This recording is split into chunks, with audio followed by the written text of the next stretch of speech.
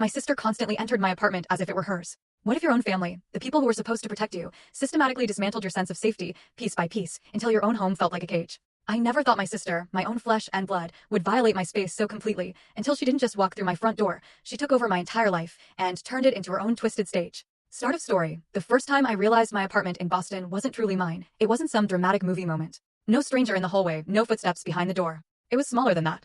Quieter. And somehow much worse. I came home, and a lamp I knew I'd turned off was glowing. The air smelled like someone else's shampoo, sweet, floral, clinging to the steam still trapped in the bathroom mirror.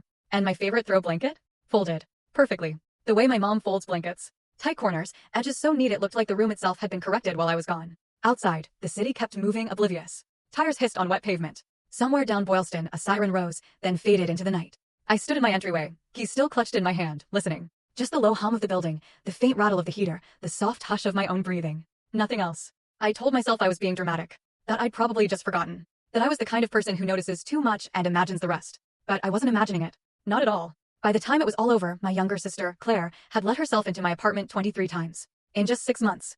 I didn't count at first. I'm not that kind of person, not until my life starts feeling like someone else is editing it when my back is turned. It took a while for the pattern to sharpen into something undeniable. A credit card statement I'd left inside its envelope, now sitting open, like a mouth.